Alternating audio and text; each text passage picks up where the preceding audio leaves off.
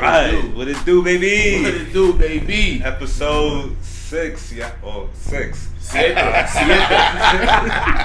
I don't know, my thumb slipped, but it's episode 6. You feel me? So, yo, we got another episode of Culture Content. It's official. Culture content. You know what I mean? We running that. Stamp We stamping it. We stealing it. It's ours. You feel me? Like, we just now officially coming with the title. I don't know if y'all realized or not, you know, but we here doing the thing, and we got another great episode coming to y'all. I'm gonna let my fellas introduce themselves, and then we gonna start it off. Feel me? Well, it's Chaz, co-host Culture Content. I'm very excited for this special guest we got going on. I hope you guys listen very carefully to the gems we about to drop. And without further ado, talk to us. Tell us your name, what you do, and yeah, man. My name is Mike Patillo. I'm an independent insurance broker. The company that I am affiliated with is North American Senior Benefits. But we sell and educate on all types of insurance. Okay, that's good because we need that. We need that in our community because you know it helps with so many aspects. I don't want to give the free game right now, but you know we gonna work our way into it. So just bear with us. So let's just dive into it for real. So what type of life insurance are we talking about today? Because there's car insurance, there's flood insurance, there's tornado insurance. Like, so let's just try to narrow it down for the people and just give them a broad little table of content of what we gonna go through today. Sure. Go ahead. So I mean, quite simply, the definition of insurance is the transference of risk. Right? Mm-hmm. So we're talking. We have a company that's going to take on the risk of having to cover you in an emergency because that's when you need insurance. Is when you're no longer there. When you found yourself in a desperate place or So in that situation, that covers a broad spectrum of insurance. The insurance that we're going to be talking about today is life insurance, right? And so when we're talking about life insurance, it has a bunch of different names. You have funeral costs, burial costs. You have final expense, you have life insurance, you have, all of these different things, but it's all talking about the same thing. It's covering the cost of your final expenses or providing a death benefit when it comes time to make that claim. Yeah. Okay. So you basically only get the insurance once an occurrence has happened.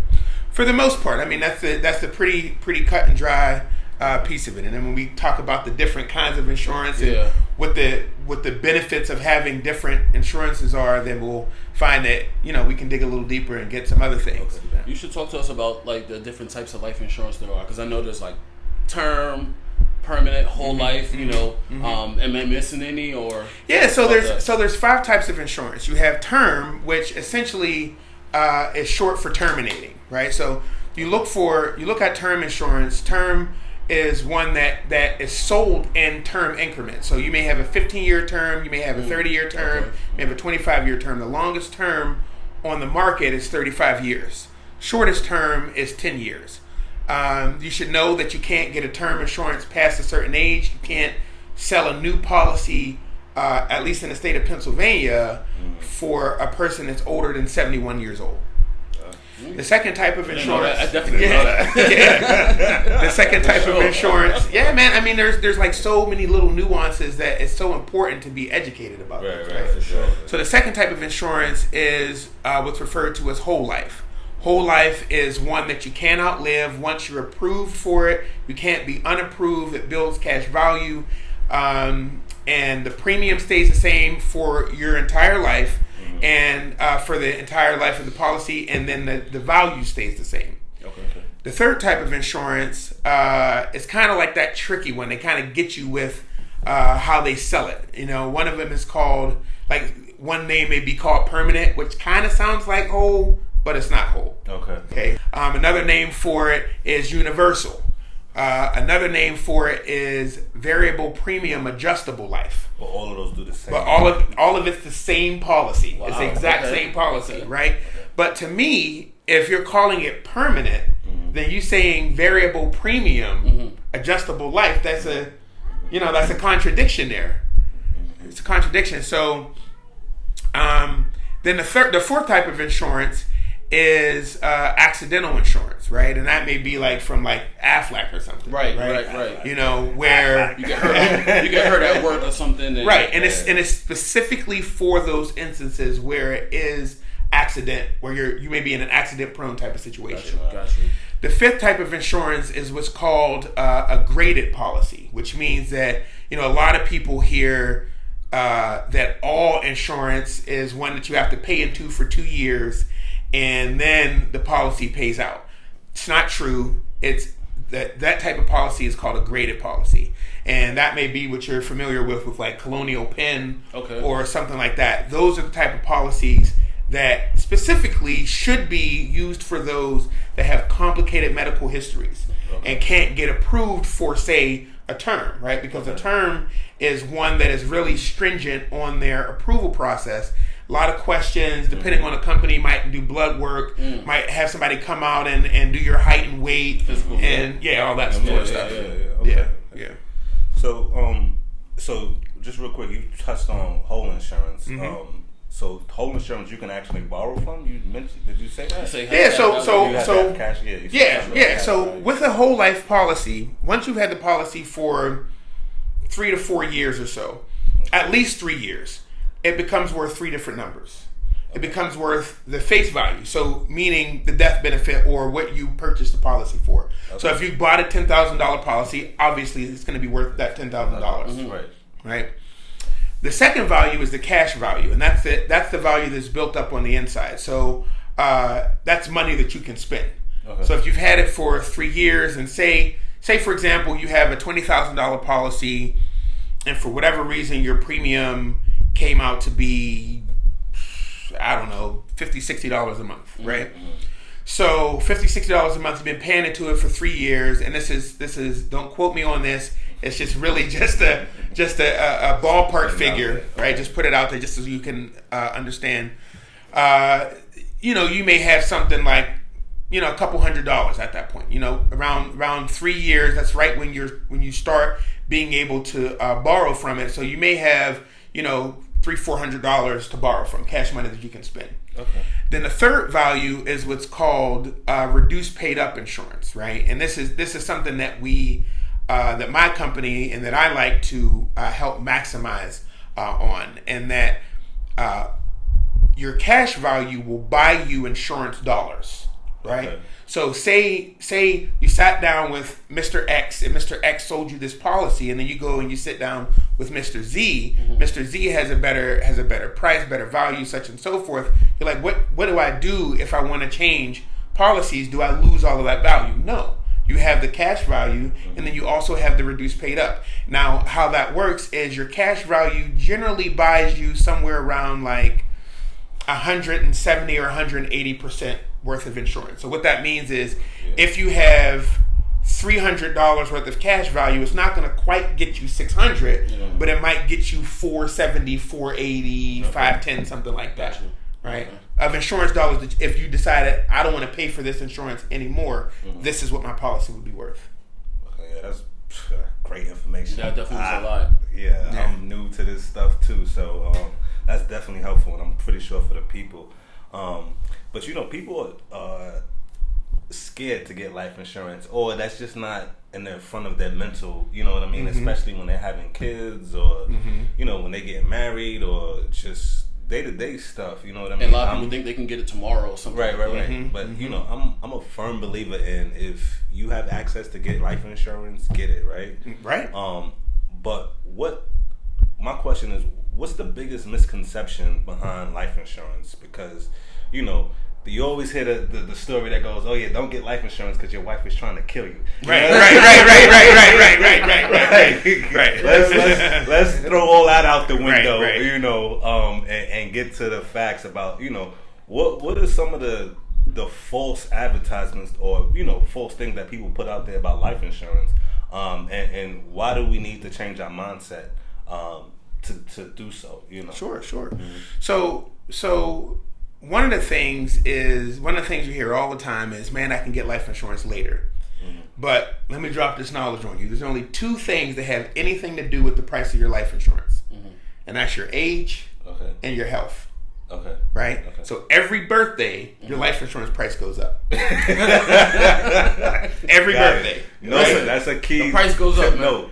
Right. Yeah, every year your birthday happens, it gets more expensive. So the sooner you get it, the better. Exactly. Right, in addition to the fact that you're really, I mean, any of us, we think because we're young and we're strong and we're track stars and we're athletes and all that type of stuff, that we're, impervious to disease or to any life. Right. Yeah, exactly, right? Life, but we're all happen. really only one phone call away from not being able to get day one coverage, right? And that's the most important thing. Right now, if you're young, you're healthy, you don't have any medical complications or anything like that, you qualify for day one coverage, right? Which means that not only do you get the company's best price that they have to offer, but you get all the bells and whistles that's attached to it, right?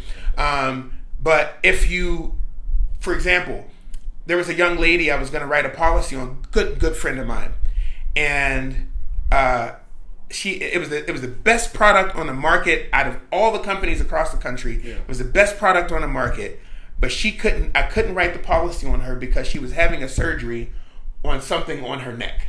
Oh, wow. And they didn't know what it was. Oh, wow. Right? And that's one of the questions on the application. Do you have a scheduled surgery for which the results have not been yet reported? Right. Because they don't want to take your policy. They don't want to take that risk. Exactly. What's going to happen after you. Well, I mean, because it goes right back to the debt of insurance, the transference of risks. Yeah. Right. Okay. Right. So I'm taking on the risk to pay out, and at the in the instance of your demise. But is it likely that your demise is going to happen tomorrow? Right. Or is it going to happen, 30 years from now where I can make some money off it? You know what I mean? So, I mean, that's really the bottom line, when it comes down to that. So that's one thing. Another thing is, I'd be better served just putting my money in a bank account. Well, you figure this way, right? You have $100,000 policy, right? That you pay.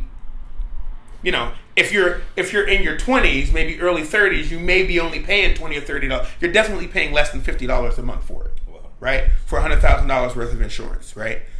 You say, well, I'm better served putting that money in the bank. Well, if you put that money, that same premium, if I had a calculator, you do 50 times 12 is what, 600, and then you do that times 2 years, that's $1,200.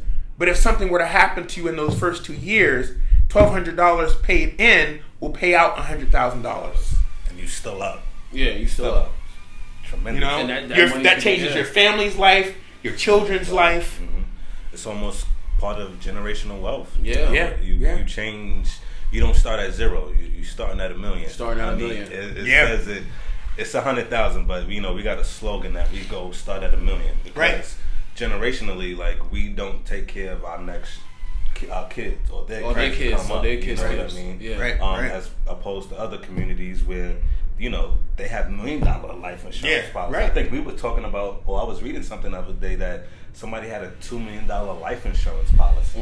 And it's like, yo, those things are real. Like, you could really set up your family's life like long term. So I think it's amazing. Well, two things come to mind when it comes to that. One thing is, as a Christian man, I like to live my life by the standards of the Bible. In the Bible, there's a scripture actually that says that if you don't leave your children's children an inheritance, you are worse than an unbeliever. Wow, that's deep. That's heavy. That's heavy, right? Yeah, right. Sure. And then the other thing that comes to mind is there's 3 reasons why people get life insurance.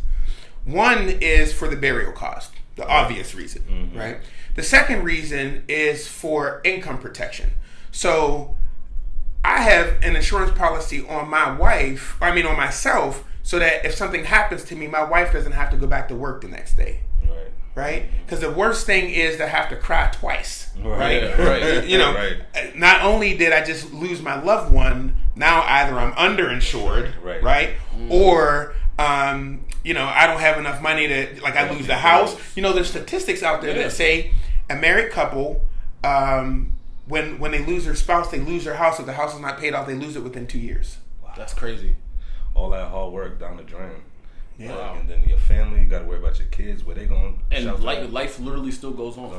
Yeah, because it's not going to stop. The bill collectors aren't going to stop. No, they're not stopping. They're not giving you a discount. They're not doing none of that. Right. That's the reality of the situation. So yeah. You need to, as you would do any preventative maintenance on your HVAC machine or your boiler, you know what I mean? Like, this is that preventative maintenance. Basically, to say, all right, I'm preparing for an accident. And let's be real, sometimes those accidents never happen, right? Right. Yeah.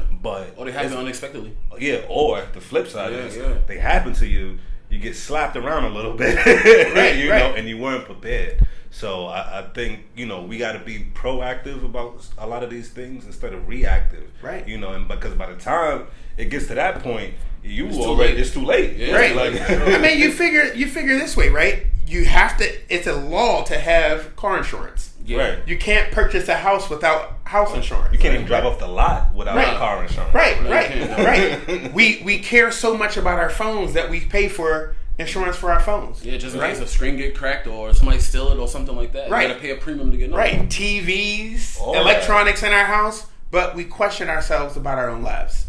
That's sad. That is sad. Yo, we got to do better. Yeah. Like, it's not. It's a shame. Like yeah, because it's not a priority. Because of ignorance. Mm-hmm. There's a lot of. That's another misconception. Well, I don't need it. Mm-hmm. Yeah, because it's like, nothing's gonna happen to me. Nothing's gonna. Yeah. But then people are so selfish. It's not about you at that point. Because then you have people say, and this is another big misconception. I said because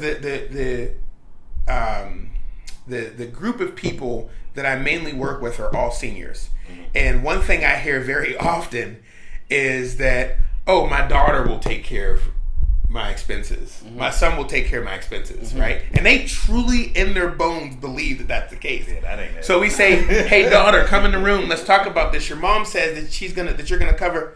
What do you mean I'm gonna cover your expenses? I don't have $7,000, $8,000, $9,000, $10,000 just sitting around. Right. Okay. Right. Get that policy. Yeah, right. You pay. It's $50 a month now, so that you don't get hit with a $20,000 bill. Yeah. Later. Or randomly. Yeah. Unprepared. Back from the episode break. Yeah, episode break. But we here. What's up, baby? So, we were talking about basically like the major misconceptions in our community. Tell me how important life insurance is, because I remember growing up in Harlem. A lot of people used to come knock on the doors when people died in the building, asking for a couple of dollars to help, bury their loved ones, or you see a lot of GoFundMe's out now, and I think that's cool, but like it's just as I'm getting older, it's telling me that people didn't have life insurance or they were underinsured. Tell me how important it is, with us.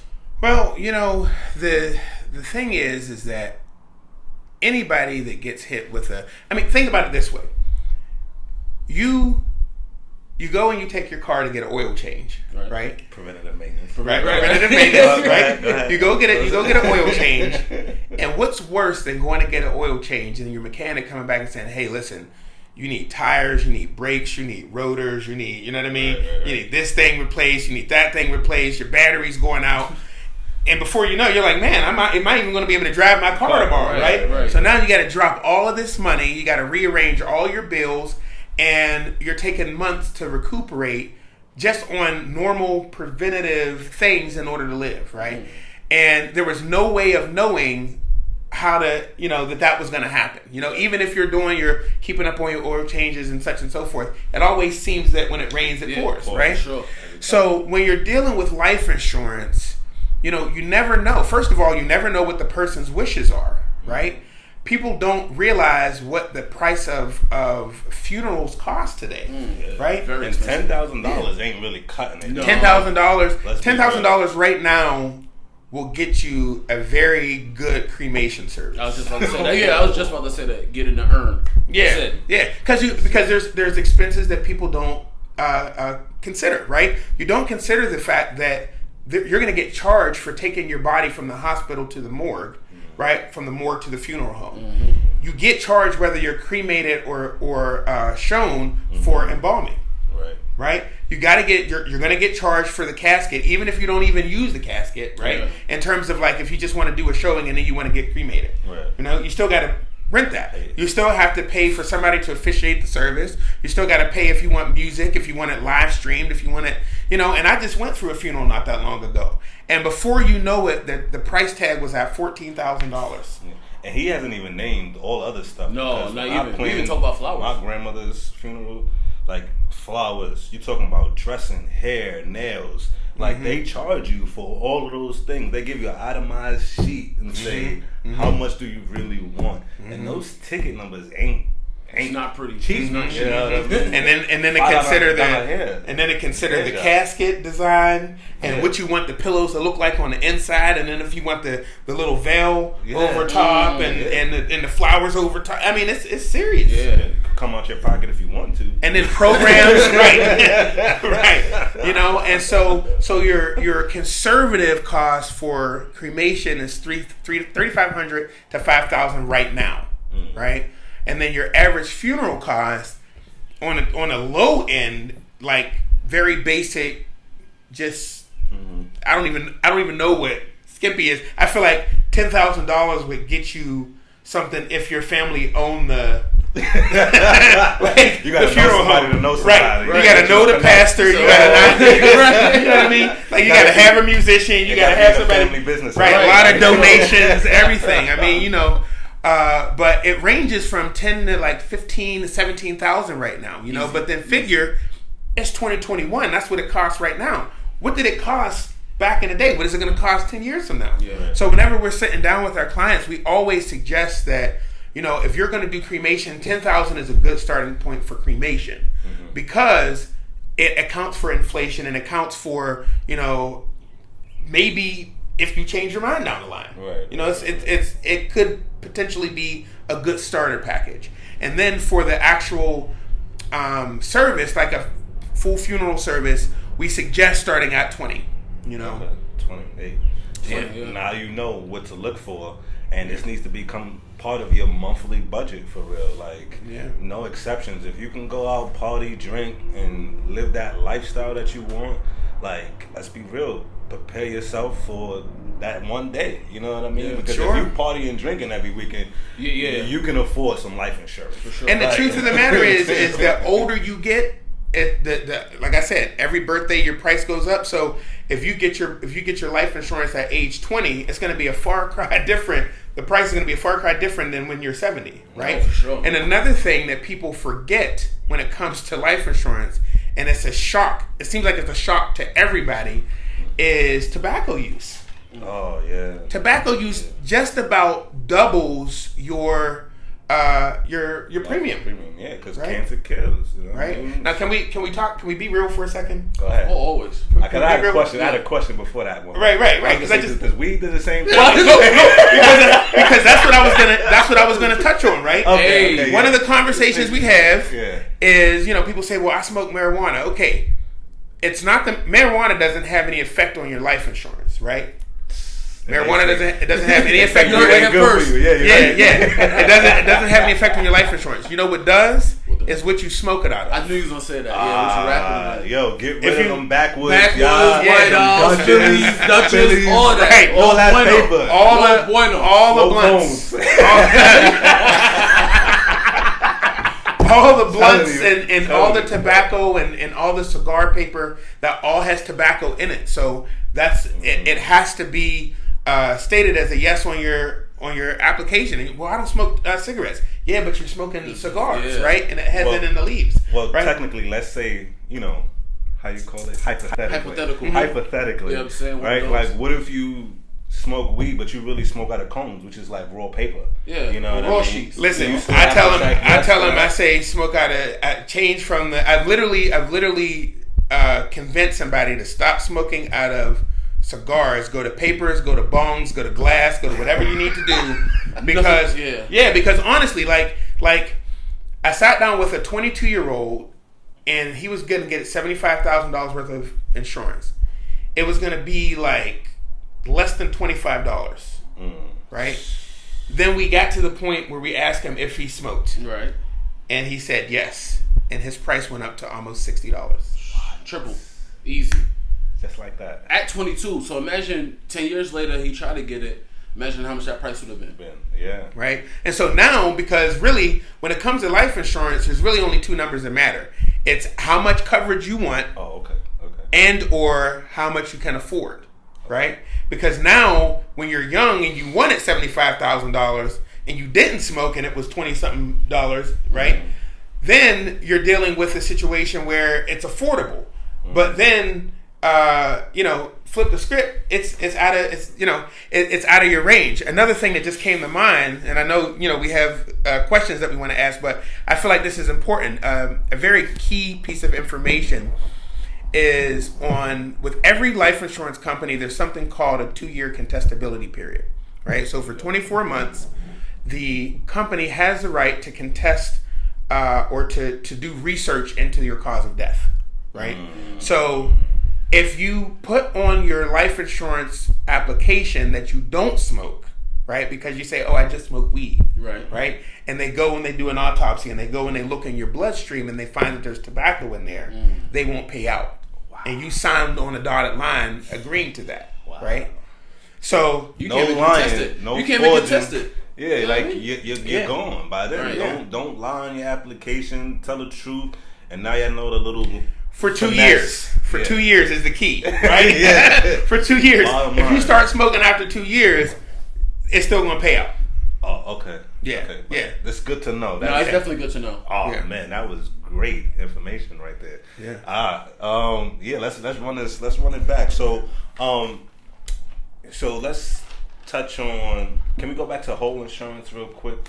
Because I feel like that was you did touch on it, but I'm trying to figure out if it is possible to use life insurance to build capital, whether it's to build, whether you're trying to invest in the stock market or you're trying to buy a rental property or whatever. Like, how can you use life insurance as an advantage to do so? So again, the best thing that I can say about life insurance, or the one thing that that if you take something away from this, I mean, there's a lot of information that we threw at you, but the earlier the better is always going to be the key. The earlier the better. There's a product out there. So we talked about the 5 different types of life insurance. We talked about the term. We talked about the whole. We talked about that universal, the accidental, and we talked about the graded.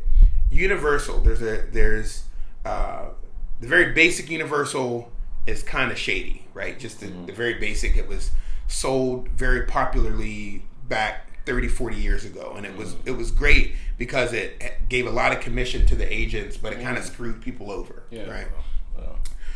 Now there's 2 different types of universal that I actually stand behind. One is what's called a guaranteed universal. So if they guarantee you that they'll pay out to a certain age, right? So I have a guaranteed universal policy on myself where they guarantee me until the age 100, regardless of what the inner workings of the policy is, whether it starts to eat itself because of the maintenance fees and such and so forth, which is a whole different story.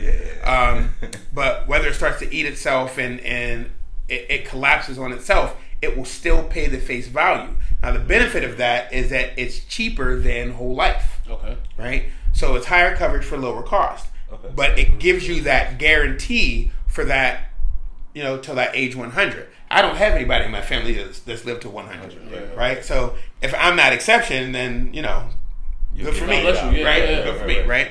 But the other kind is what's called an index universal life policy.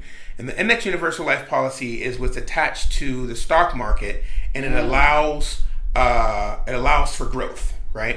So very generalized. I mean, you'd have to get with a financial or an insurance professional to really get true figures for your situation. But I did an illustration for my son, and we were looking at putting a $200 investment into this product with a specific company. And the insurance itself for my son at age 2, like $200 a month. The insurance itself would have cost something like $43 a month, and it would have been for a $315,000 death benefit. But with me overfunding it, which again, very complicated. Get with the insurance professional to understand more. Right. Right. Okay, with Mike. Right. Real quick. Are you name the states that you can do? So I'm licensed in Pennsylvania, Ohio, West Virginia, North Carolina, South Carolina, Atlanta, California, Michigan, West Virginia. I think I said Ohio. West Virginia. Atlanta. Georgia, California, yeah. So I got about 11 states on there. I may have missed about one. 10, 11. So if you're any of those 11 states, holla he's at your me. financial insurance He's your guy. Yeah. And even if not, it's just a matter of give me 10 days and I can be licensed in your state. There you go. There you go. That's big talk right there. Yeah. Big, You want to be big money, you want to be little money. Right. So this policy, bottom line, I'll give you the and this is where life insurance gets fun. It gets good for people that look like us, right? Because it's important to have this knowledge to build generational wealth and turn things around. So this is called an Index Universal Life Policy. We did an illustration for my son where if we put $200 a month in, we only have to pay it for 20 years, right? At the end of 20 years, if we put him in, if we start it when he's 2, that's age 22, right? We have, and this is on a very, very conservative side, given what the market has done for the last 10 years, right? Very, very conservative side. He will have accrued enough money in the policy to be able to extract $26,000 for 4 years, right? That's now, $26,000 funds, like, if I remember correctly, Carnegie Mellon is like the top, like the most expensive college in the city of Pittsburgh, and I think they're somewhere around $25,000 for tuition a year. Yeah, right. So that covers that. Yeah. Right. So anything else outside of that conservatory, He's good. Pitt, Carlo, you know what I mean? Any of those, Duquesne, and you can go wherever you want.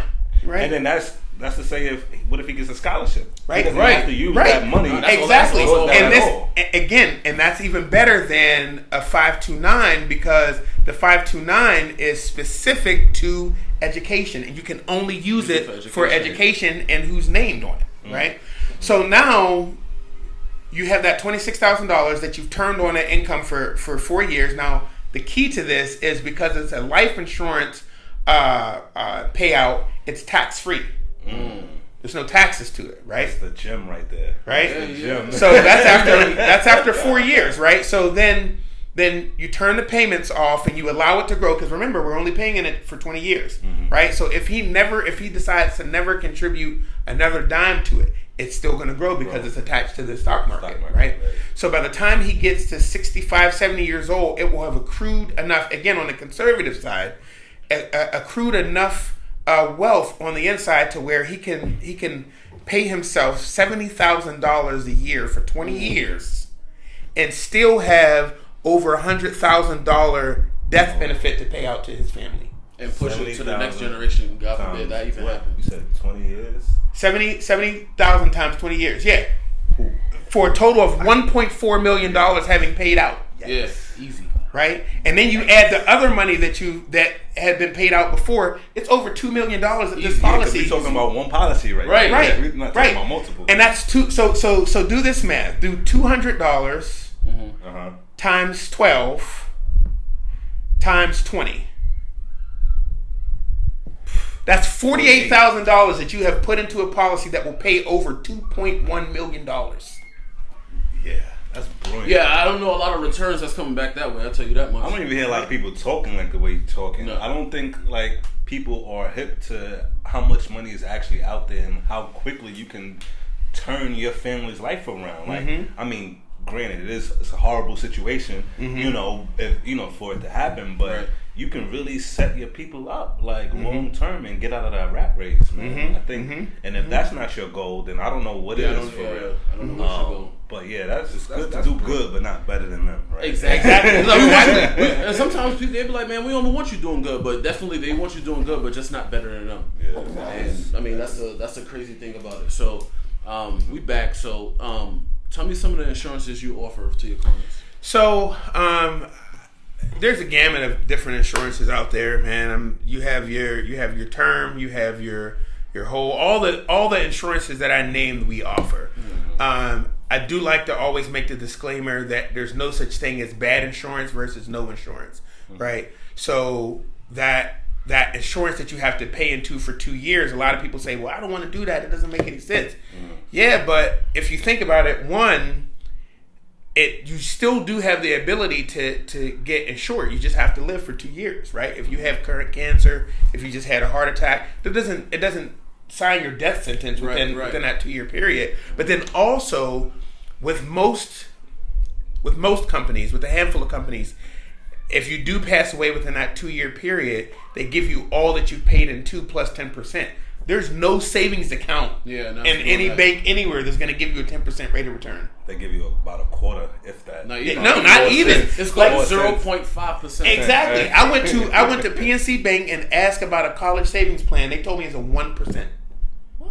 That's the high. I said 1%. What is that? And meanwhile, they're using your money to make money and charge other people. And then they get in 10 to 15% easy on the back. Exactly. Man, don't even get me started on the rate on the rule of 72 and the cash flow quadrant. And that's a whole different. We're gonna have to do a follow-up episode for my guy Mike. That's right. He's dropping gems and knowledge man. I didn't know about. I don't know. I definitely didn't know. I mean, I know some, but I'm definitely educated.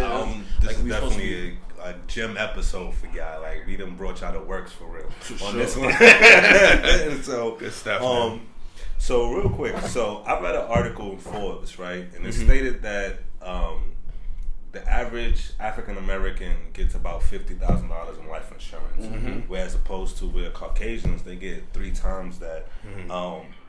And life insurance is like $150, 150,000. Sorry, for the people who don't know what $150 is. Right? My first question is, why is there such a big gap, and what can we do to lessen that gap? Or like, what is the solution to that? Because is it the money? Is it the premiums that people are paying a month? Like, you gotta educate people to get it early, man. You gotta educate people to get it early. Think about this. Now, you all have been asking me questions. I'm going to throw something at you. What group of people is known as the best with their money? Jews or Asians. Jews, right? Or Asians. Well, Asians know how to make money. Yeah. But Jews are known as the best with their money. Consider this. The grandparents pay for the grandchildren's education. Not the parents. No. It's the grandparents that pay. So that changes everything. So you have your whole lifetime to build up wealth for a whole generation. Right. Past the one that you've had. Okay. Right? So you don't have to stress about your children. You have time to fix mistakes and have bad investments and turn it over and such and so forth, right? That changes everything. It does. Yeah. It changes the game. In addition to the fact that grandparents, like, I can think now that I want to contribute, like that policy we were talking about. I want to contribute to my son's children's education and to their financial future. So I'm going to get enough insurance to make sure that they're taken care of. That's crazy, right? So that $50,000, that's enough. That's enough maybe to take care of the living, right? That may be enough. Figure you bought a house and you got cars and you have all of this debt and credit card debt and all of these types of things. You pass away early, right? The funeral expenses, is $20,000, right? About $20,000. The other $30,000 doesn't go to pay off the rest of your house because your house is way more than $30,000. Absolutely. Right? You still have all of that other debt. That's not enough to cover college tuition or anything like that, right? It's just that it's a little, and then most people don't spend the money right anyway. Well, since we paid for the funeral and, such and such lost their parent, let's take everybody to Disney World. That right. I ain't taking right. you out Well, let's go shopping. Right. Or something like that. Yeah. So I mean, you got to figure. And my expertise is life insurance, but when it comes to that, you got to figure, how do you turn it over?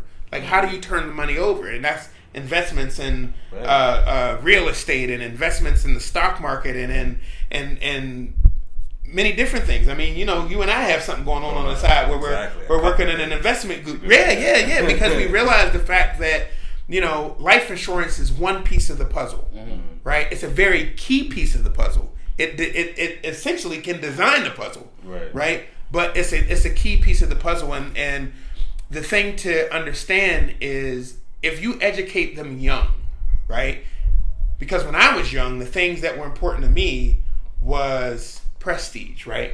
Being known by the people around me, right? Having the nice clothes and the freshest Jordans and all that type of stuff, right? But then you look at somebody like Bill Gates, who looks like he wears clothes out of Walmart. Right, all the time. Or Salvation Army or something. You know what I mean? Yeah, no. Right? Because they realize that as soon as you buy that Bugatti and you drive it off the lot, it depreciates in value. Goes all the way down. Easy. Right? The clothes, like I don't even want to wear clothes that has your body funk on it. You know what I mean? For real. I don't want it. You know what I mean? So there's no value in that. What can I put money into to turn it over? Right? And real quick, and when you buy those clothes and those name brands clothes, you just putting money into somebody else's pocket, obviously, but more importantly to somebody else's family and their generational wealth. So every time that dollar leaves your hand, you give it to somebody else, that's somebody else's community profiting or benefiting off of our dollar. Yeah, your hard-earned dollars, for real. And I think that's key, man. We on the money today, boy. Yeah. This is a good ass episode. I ain't gonna hold you. Don't charge us for this one. Right. So I think one of my last questions is gonna be we've talked a lot about what life insurance does and the benefits of it, from going to school into afterlife and everything like that. But outside of transferring the risk from one person to the principal, basically, what is the purpose of life insurance? Like, what should that mentality go? And I feel like it should have touched bases with the last question I asked, but like, what is its true purpose? So I touched on this already, that there are 3 reasons why people invest in life insurance. One being the burial costs. Right. You don't want to leave a bill for your family. No, for the people that you love. I can't imagine. Somebody put it like this. I don't trust anybody. If we're being real, I barely trust my wife to handle my affairs. Right? No, that's fair. Yeah, I mean, just like my personal affairs. Like we do things as a family. We can make decisions, but I want to handle my own affairs. Right? Let alone leaving something so important as my end. Right? I don't want to leave it to my son to do. He might mess it up and now all his money's messed up. Right, exactly. And so we don't, why do that? So that's the first reason. The second reason is that income protection, right? So do you want the people that you leave behind? Do I want my wife's quality of life to be the same, better, or less than when I leave here? And that's always better. If you said anything else, you foul. Yeah. But I mean, that's the question. And the reality of the matter is you either have to have a lot of income coming in to purchase those big $1 million policies, or you have to you got to do it young. You got to do it young. I mean, and then you got to think about like. People think when you retire, if you have $1 million, you are going to be great. $1 million is not really like $1 million is like $40,000 a year salary for 10, 15 years, right? Now, I'll give you, maybe more, right? But I'll give you that. You're only talking about 50. Make it 50. Yeah. I'll give you the fact that you don't have the same expenses. So you're probably not, your house is probably paid off. You probably don't have, you don't have kids at home eating up all your food. You don't have as much expense in clothes as, and that sort of stuff. You get help from the, what I mean? Like there's expenses that are not there. So $1 million retirement fund is, not really. Right?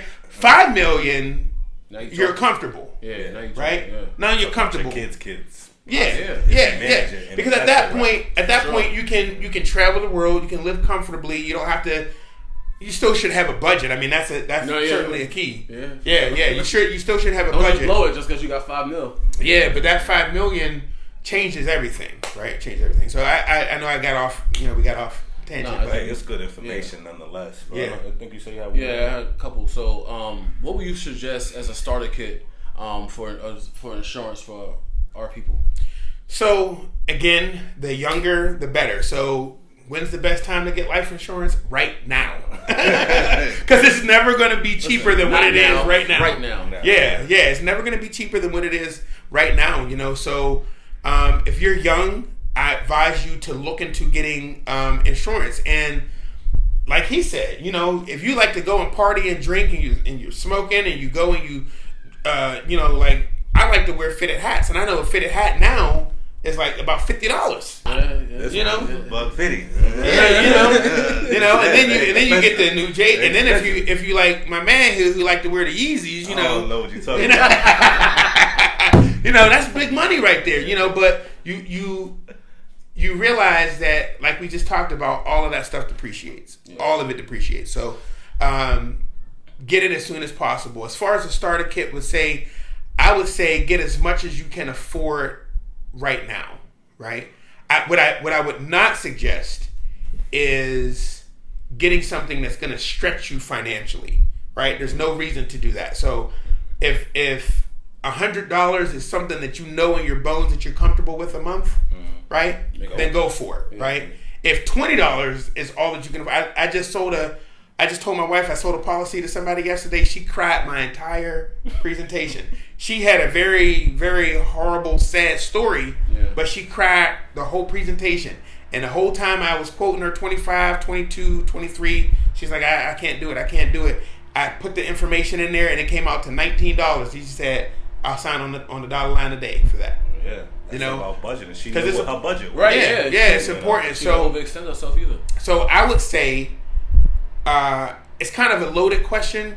You got to know what your end goals are. So you got to put some thoughts to what your end goals are. If you want cremation, then I would say start at $10,000. If you're looking for a service, I would say start at $20,000. Start at $20,000.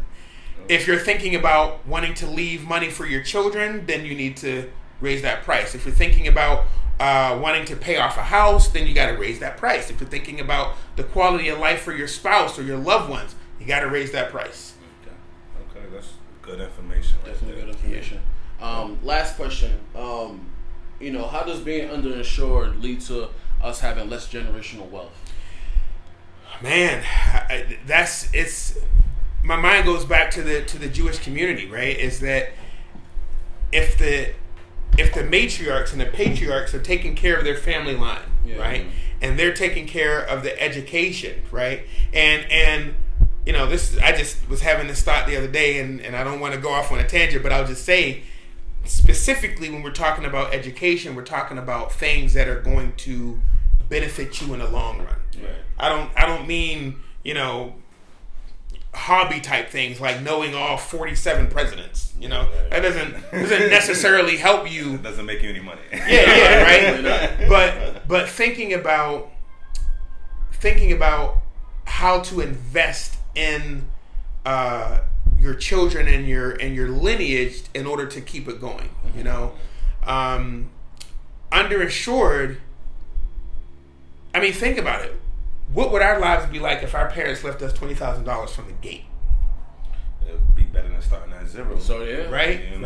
You figure. Think like I love the show. It's called Men Who Built America, and it talks about the guys that literally built America. So Vanderbilt and Carnegie and Frick and all of those guys and the Rockefeller. And think about how somebody starts with a $500,000 company, right? And as they're building that company, then the children are watching Dad build that company, and so they're going to learn, and they find ingenuity, like ingenious ways to make things more efficient and more effective. And so now that $500,000 company becomes a $2 million company, right? That they can pass on to their family. Then that $2 million, because now they have more resources, and now they have 10, yeah. right. Then it becomes 10, and then 20, and 30, and now you have Rockefeller, who everybody knows about the Rockefeller. Mm-hmm. Everybody knows about the Carnegies. Yeah. Everybody knows about the Mellons and Escapes and things like that,